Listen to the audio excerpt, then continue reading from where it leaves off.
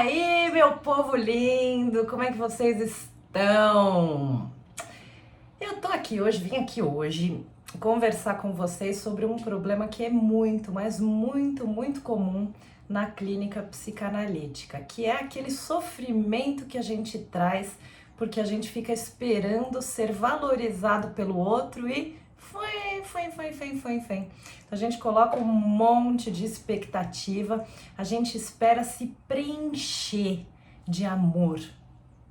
Muita gente, eu ousaria dizer que a maioria das pessoas hoje espera o amor vir do outro para ele poder se amar, para ela poder se amar, independe se é homem ou mulher. Eu acho que a gente tem tanto medo de se amar e não ser correspondido. Já parou para pensar nisso?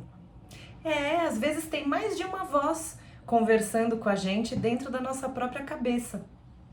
A gente tem muito medo de se amar e aí descobrir que o outro não corresponde, que o outro não nos ama como a gente se ama. E isso sabe o quê? Isso nada mais é do que uma antecipação da frustração. Quando a gente levanta a bandeira de não se gostar, na verdade a gente está colocando um escudo para uma falta de amor que a gente não quer enxergar no outro. A gente prefere já não se amar para não partir da premissa de que a gente vai esperar e ser frustrado. Quando a gente não se ama, quando a gente não se permite se amar, a gente nada mais está do que antecipando a frustração para não receber um balde de água fria.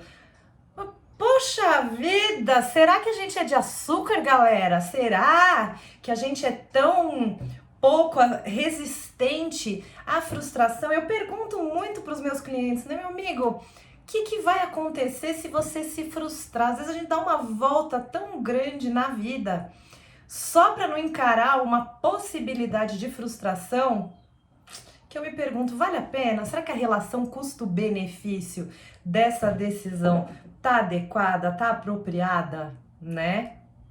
A gente tem muito medo de aceitar um destino de falta de amor do qual a gente não pode fugir.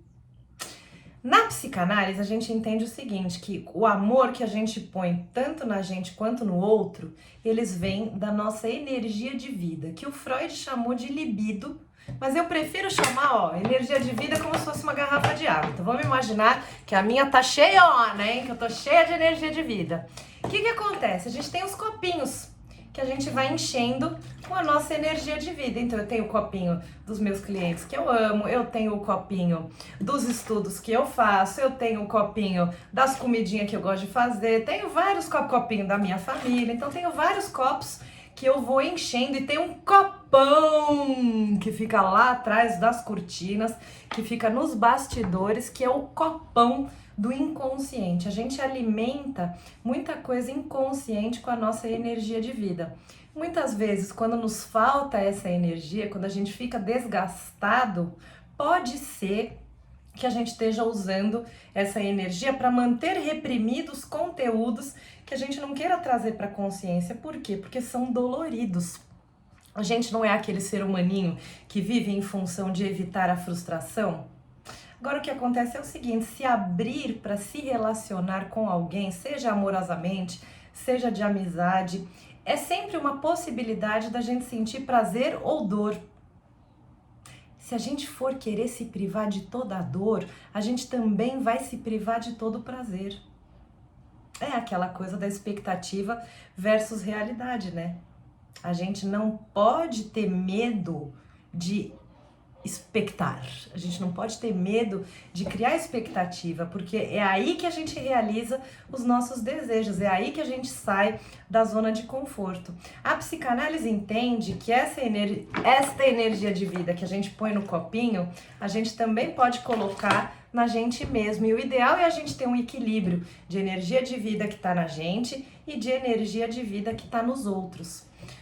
O excesso de energia de vida colocado sobre a gente mesmo, a psicanálise vai entender como narcisismo.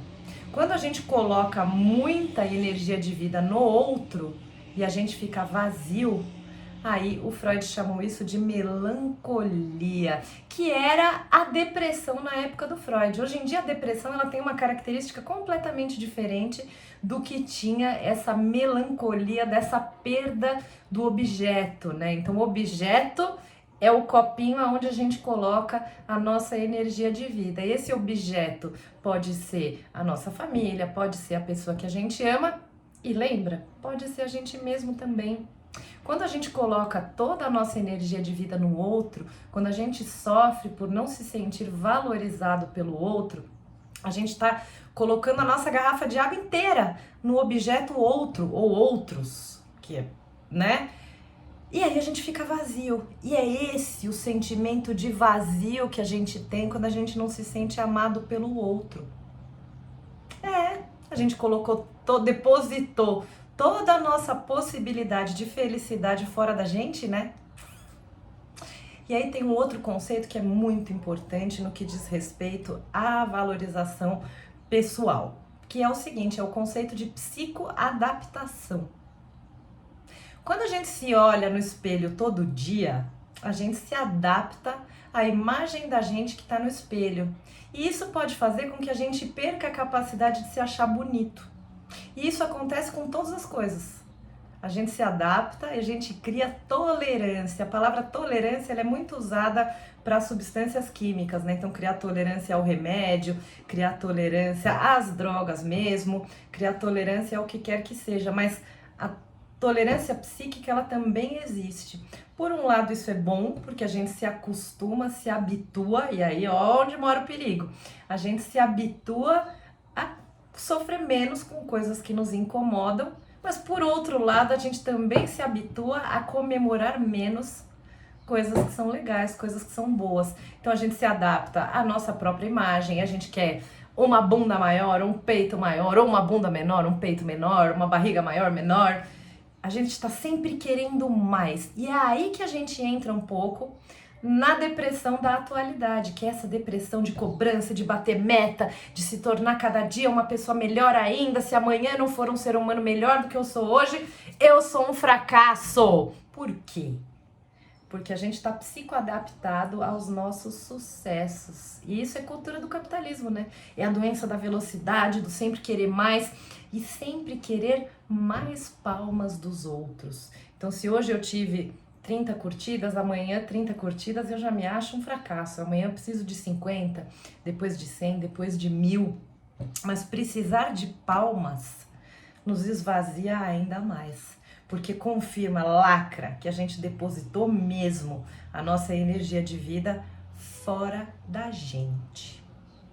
O grande lance é assim, a gente nasce, todo mundo nasce com um propósito, que é sempre muito relacionado a espalhar amor, a espalhar alegria, a espalhar coisas boas. Mas as repressões do dia a dia é a própria educação que a gente recebe para a civilização, faz com que a gente entenda que a gente não pode ser a gente mesmo, que a gente precisa se modificar para ter os nossos desejos atendidos. A gente quer agradar o outro.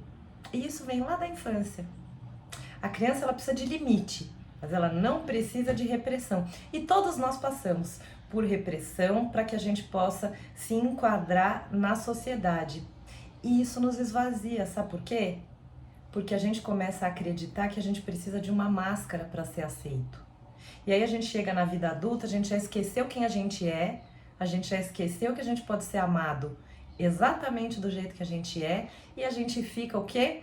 Ansioso, porque a gente fica sempre procurando por uma nova máscara que vai ser mais adequada e que vai fazer com que a gente consiga se preencher de amor do outro. Não! Se preencha de amor próprio. O amor do outro, ele é muito mais gostoso quando ele chega para semear um jardim que já está florido, um jardim que já está cheio de amor, de autoconfiança, de autovalorização. Então lembra disso, você não precisa ficar se depreciando para se proteger, para se calejar, para servir. Ó a psicoadaptação aí, quando a gente se critica muito, a gente se psicoadapta à crítica que vem de fora e aí dói menos. Tudo bem, tem um ganho com isso, mas quanto?